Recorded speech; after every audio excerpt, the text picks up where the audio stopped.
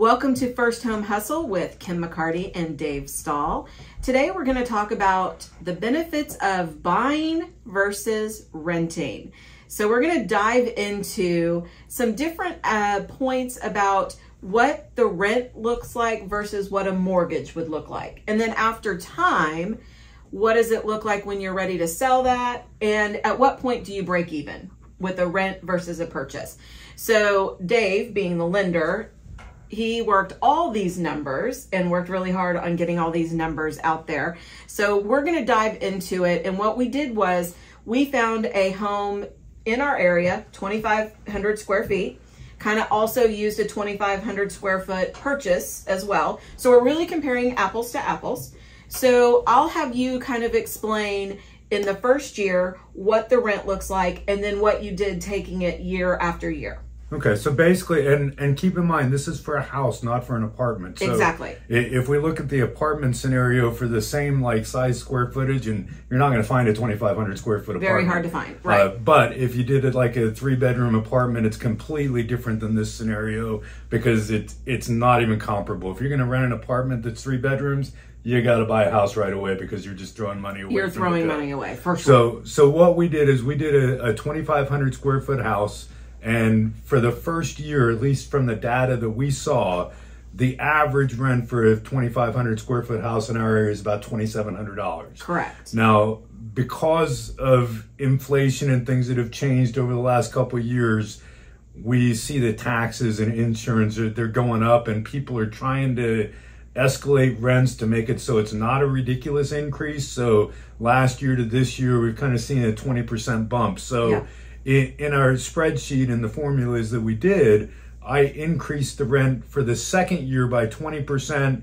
And because I figured that everything is going to be caught up and smoothed out by the time we get to third, fourth, and fifth year, yes. I only did a 10% increase. So these numbers that we're looking at $2,700 for the first year, $3,240 for the second year, $3,564 for the third year, and then fourth and fifth year, it escalates by that same 10% year over year. Right. So the other math that we did, and this is really math, right? Yes. The math of it is whether I should buy or whether I should rent. Correct. And if you look at all the tables based on taxes and insurance, and we've got a sheet here that we're going to show you, the first year and kind of halfway through the second year, you're really kind of broke even. You break even, right? So I want to back up just real fast and say on that rental thing that when you're talking about an apartment versus a house, so this particular scenario is a 3-bedroom, 2-bath, where an apartment, let's just say you could get an apartment for $1,600 a month. It's going to be 800 square feet. So we're talking completely different. Right. If we're talking like a 3-bedroom apartment, you're talking $3,500, $3,600, $3,700 in our area. So just so you know, we're trying to compare apples to apples. The other thing I want to throw out there is that the reason that the rents are going up so quickly is because the homeowner, which is the landlord, is not in a situation in our state where they can cap it at a 10% per year increase. So they're on the property taxes. Right. So they're seeing it go exactly wherever the market goes. Whereas a homeowner, we have a 10% cap where the county, if we've claimed our homestead, cannot go above that 10% cap. So when you hear of people complaining that their landlord shot their rent up, well, it's because the landlord can't break even without shooting the rent up on you, and that is why he's having to pass that forward. So I just wanted to kind of make sure that you understand that the reason that we took it up that high is because that's what the landlord is really having to do to absorb his costs and have some ROI on his pocket. All right. So now let's talk about, you're going to purchase your first home, all right? And so let's talk about the numbers that we did here based on basically the exact same scenario as if you were going to go rent it, a 3-bedroom, 2-bath, same area. Take it away. Right. So what we did, and this is really kind of cool because we pulled up an area that you've been selling a good number of houses in. Right. And the average home price in that area is $350,000. So this scenario is the exact scenario that we're talking about. So sales price 350,000. We haven't saved up a ton of money to put down. We're first time home buyers, right? So we're going to put down our 5%. Perfect. So what I calculated was principal and interest, and if you look at the sheet that we're putting up, it shows principal and interest of 2101 always. That never changes. You've done a fixed rate loan, right? And in this scenario, I did 6.5%. Okay. Okay, so that's right now. That's about average. If you've got decent credit, that's where you're going to land, about 6.5%. So, and then I also made a call to a local insurance agent because I was trying to figure out, you know, what is insurance on a brand new house or a house that's relatively new with a new roof. Okay. And he told me this size house, about $2,400 a year. Okay, so $200 a month. And he's seeing increases on insurance of about 10% a year. Okay. So on our little sheet, that's why you see the insurance cost goes up each year, right, by 10% based on the year previous. And I think that looking at my math, I think year 3, that insurance number doesn't look right. It doesn't look right, but we can always fix that. That's all right. My handwriting is terrible, so when you went to copy it, it didn't look right. So, you know, so those numbers on the insurance, they increase each year by 10%. Right. And then the property taxes, I use the tax rate for where we live now, and it's actually one of the more expensive areas in the state. Right. I think we're at like 2.6 or 2.7 tax rate. So that's the tax rate that I used, and I calculated it out based on a homestead exemption each year, increasing by 10% each year. Okay. Now, one thing that's very important to know, the state of Texas, the last 10 years, average appreciation is a little bit over 8%. So I'm using a cap of 10%, and I'm using a 10% increase on insurance every year. So what I'm doing with these numbers is I'm trying to be as pessimistic as I can be. Okay. Meaning your home cost is going up as much as it can likely go up year over year, but that's probably not the scenario that you're going to see. Well, and you didn't use as an appreciation, you used a very low number for appreciation. So you used a 4.99%, which is a state average. But in our area, we've actually seen huge double digit 8% over the last 10 years. Okay, so we're using very conservative numbers when it comes to appreciation and inflated numbers when it comes to insurance and taxes, correct? Correct. Okay. Correct. So our first year, what's my total payment? Your total monthly payment is $2,833. All right. And remember, we used the rent number of $2,700. So exactly. Year one, you people who are pessimists who don't want to buy a house, year one, you're right. It's going to cost you more to buy the house. Yes, there you are. It's going to cost you more. Dead on. Okay. Year 2, year 3, year 4, year 5, the numbers are completely against you if you don't want to buy a house because you should. Okay. So what I calculated is I looked at the amortization tables. Okay. And I went, okay, the equity is the difference of what your house is appreciated to minus your loan balance. Exactly. Okay. So year 2, 3, 4, and 5, you have to look at an amortization table to take, you know, what we've got listed as sales price. That's your actual value now, because you're 350 times 1.0 or 1.0499 as a percent, and it goes up each year. Yeah. So at 367 the second year, 405 the fourth year, and if you stay there for 5 years, 425. So this equity position, it simply escalates every year, and your monthly payment doesn't go over what you're going to pay in rent. So this is what's crazy is your payment went from $2,833 to $2,910. So we're talking not even $100, right? Not even $100. Now, if you're renting, if we go back to that rental market and we look at year 1 to year 2, you went from $2,700 to $3,240. Okay. Now that's a pretty big increase. Let's just say that it only goes up 10%, right? Well, then if it only goes up 10%, we're still losing by year 2.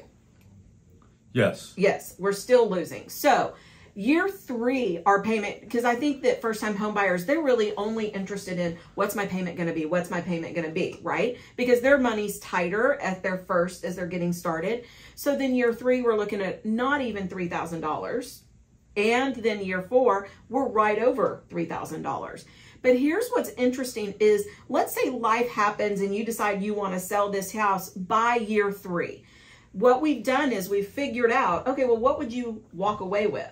Okay. So go ahead and tell them how you figured out the bottom line for them. So basically the equity position is the sales price. That's your 385,801. Okay. Right. The 4.99% over the course of 3 years. At the end of 3 years. Right. Okay. So we're not talking at month number 25. We're talking about month number 36. Okay. Your appreciation takes you to 385,801. Right. If you take that and you subtract out your loan balance, and I don't have the amortization table in front of me, but we did the numbers. that gives you a gross amount of equity. Right. We calculated expenses to be, if you're paying full 6% in realtor expenses, is $23,148.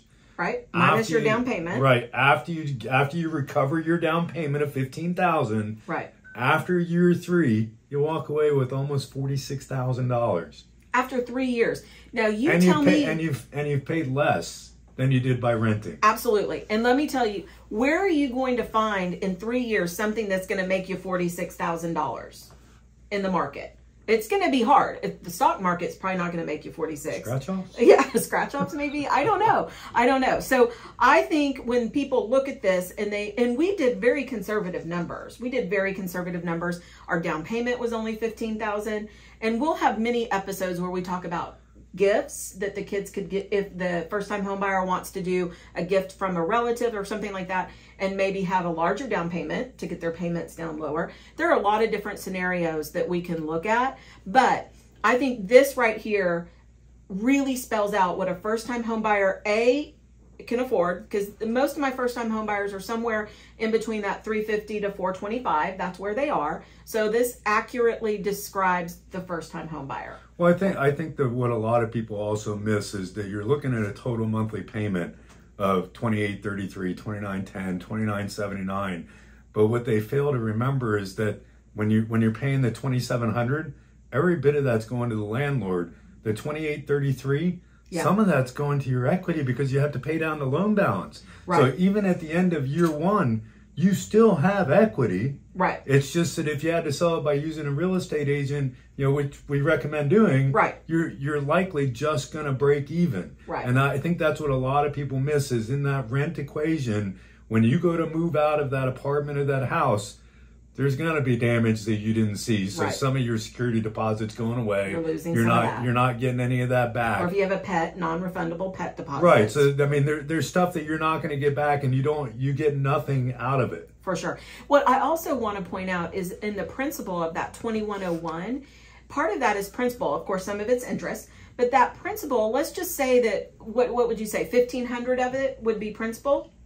No, it's the other way on a 30-year Okay. fix. All right. So let's just say that it's then what? $800 principal. No.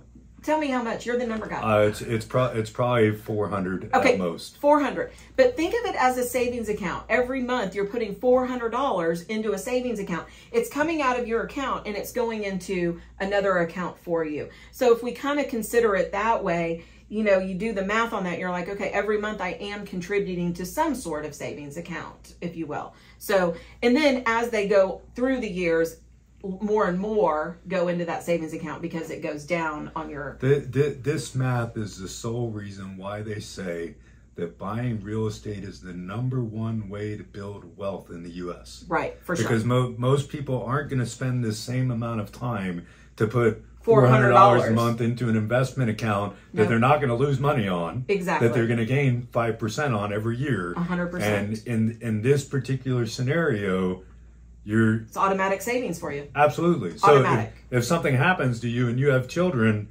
those children automatically have $45,000 that goes into a trust fund for them. Absolutely. Whereas if you're renting somewhere, they got to find somewhere to go. Exactly. Okay, so let's just give people just the top 5 reasons to buy a home. So you just talked about it, investment, like the #1 thing. This is a conversation that I have with my first-time home buyers. When we sit down the first time, I talk about this can be your very first portfolio investment. And when I talk about that, I'm like, I wish someone had taught me when Keith and I bought our first piece of real estate. Why didn't we hold that? Why did we not hold that piece of investment? And now we could have been in a situation to sell it for 3 times what we paid for it or more. So why didn't we have someone educate us? So that's what we want to do, is educate them. Maybe they hold this first starter home and then turn around and rent it out. So there are a lot of things that this investment, number one, investment. Anything you want to add about that?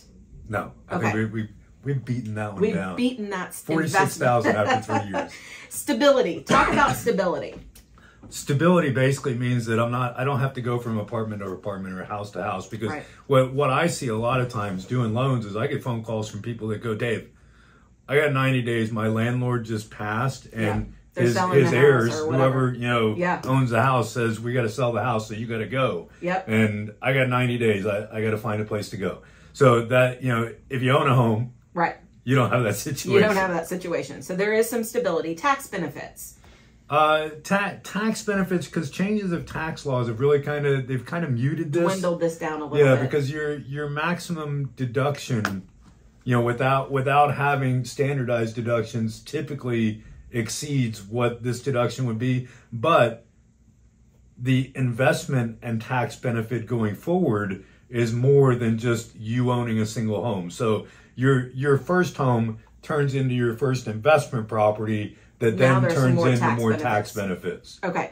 Pride of ownership, of course, that's easy. That's an easy one. No, I was thinking about this one on my drive in as I drove past some apartment complexes, and I'm like, man, if I lived there and I didn't like the flowers, would they let me change them? No. Not a chance.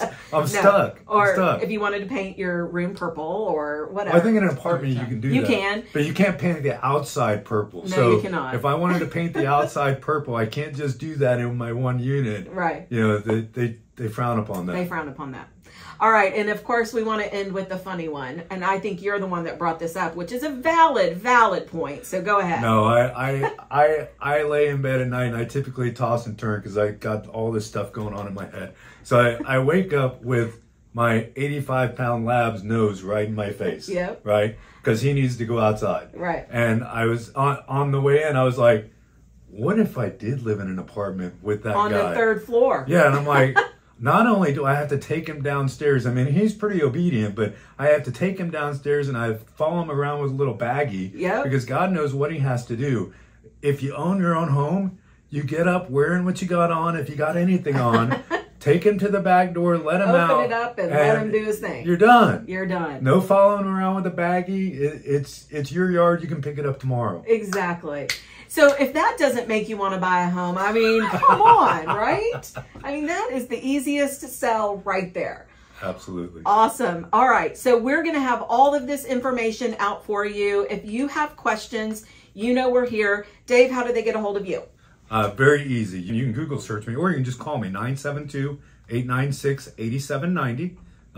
That's my cell phone. You can text me, call me, leave a message, however.